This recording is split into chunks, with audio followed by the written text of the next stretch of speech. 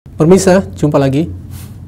Tadi kita sudah membahas mengenai salah satu dari 3 pilar Islam, mengenai akidah.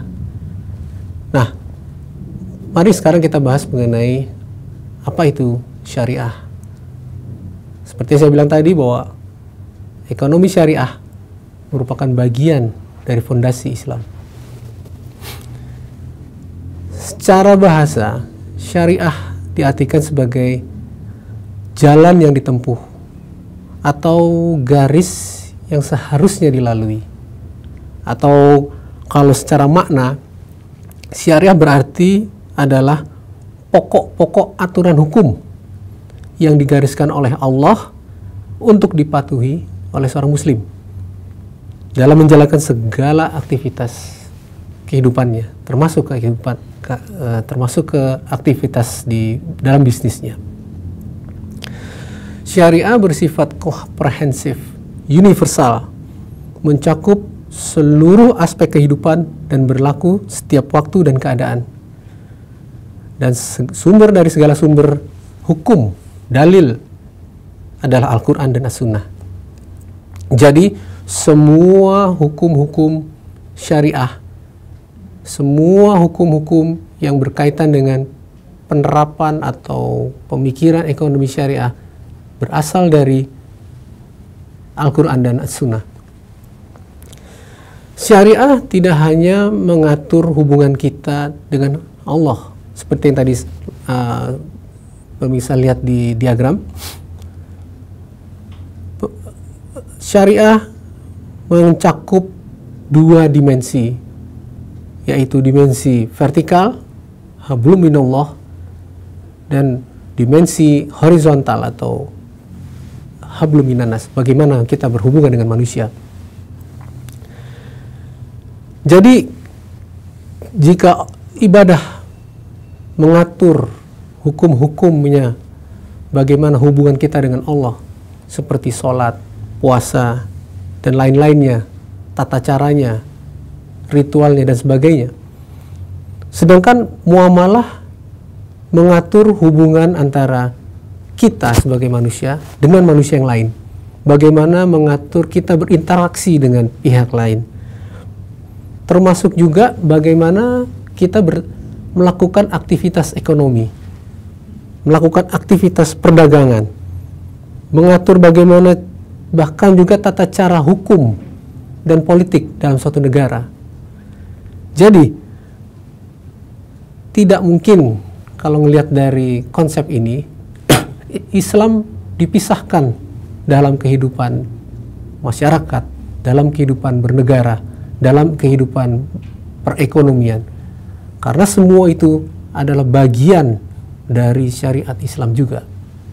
Dan diatur oleh syariat Islam.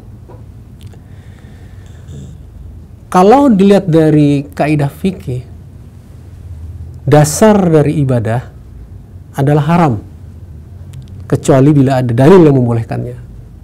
Apa maksudnya?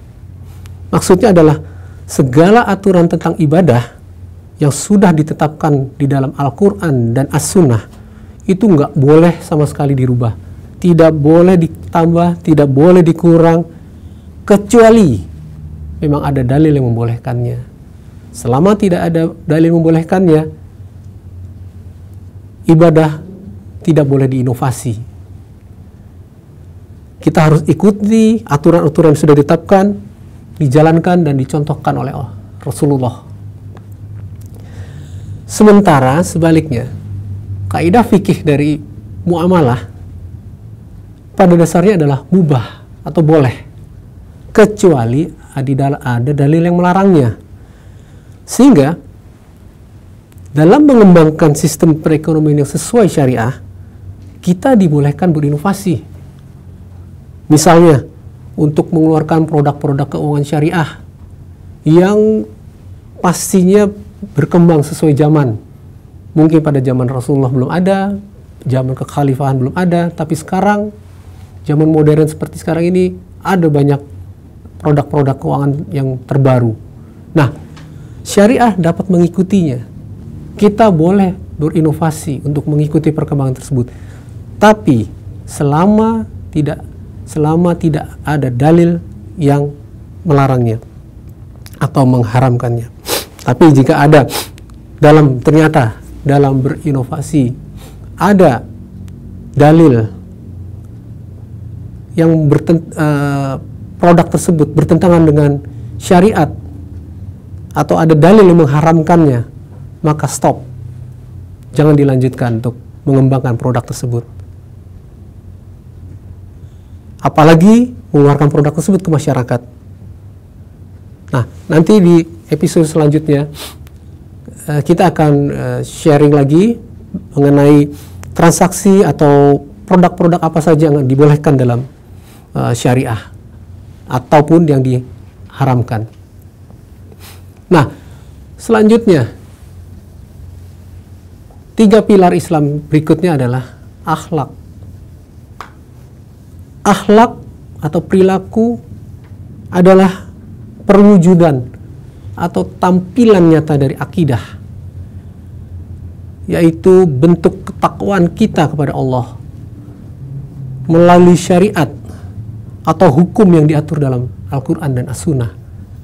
Jadi bisa dikatakan akhlak adalah bentuk tampilan sebagai seorang muslim yang didasari dengan tauhid, keimanan, dan mengikuti aturan-aturan hukum syariah. Akhlak mengatur hubungan manusia dengan Allah dan Rasul-Nya dengan cara mencintai dan menaatinya. Sementara akhlak juga mengatur hubungan diri kita sendiri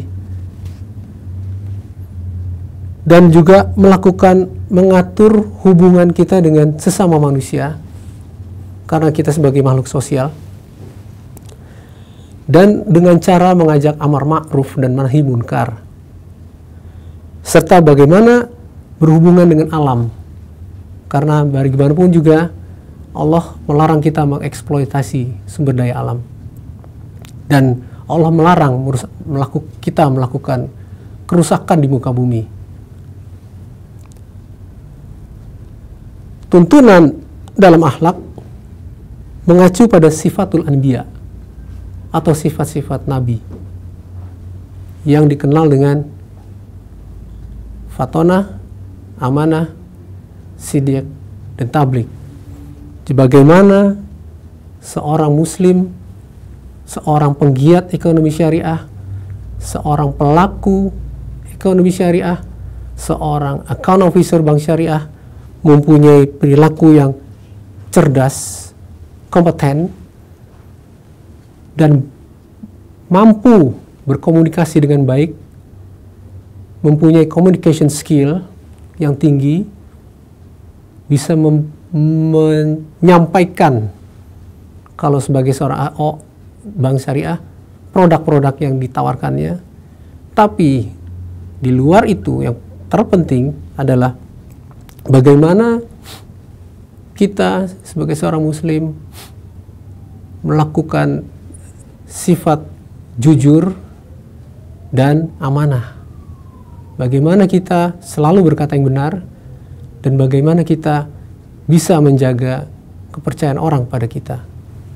Nah, sifatul anbiya itulah yang menjadi modal dasar bagi seorang pelaku bisnis di syariah Islam. Jadi, jika diibaratkan bahwa Islam adalah suatu bangunan rumah, fondasi dasar yang menjadi dasar bangunan tersebut adalah akidah, menghujam kesanubari kita, bagaimana hubungan kita dengan Allah, bagaimana kekuatan kita menyatukan diri dengan Allah yang dalam wujud tauhid, ketakwaan, dan keimanan, dan ditunjang dengan tiang-tiang penyangga yang merupakan hukum-hukum yang mengaturnya dalam bentuk syariat Islam. Sementara tampilan dari seorang muslim muncul di diwujudkan dari akhlak yang mulia. Tidak mungkin akhlak seorang muslim muncul tanpa adanya fondasi yang kuat terhadap tauhid. Dan tidak mungkin seorang muslim dapat mewujudkan suatu akhlak yang baik tanpa dia mengenal syariat Islam. Dan tidak mungkin syariat ditegakkan tanpa didasari dengan tauhid. Demikian juga dengan ekonomi syariah. Tidak mungkin ekonomi syariah tegak tanpa dilandasi dengan tauhid. Bagaimana syariat mengaturnya, bagaimana dalil-dalilnya, dan bagaimana pola perilaku dari si praktisi bisnis syariah itu sendiri. Jangan kemana-mana, nantikan segmen berikutnya.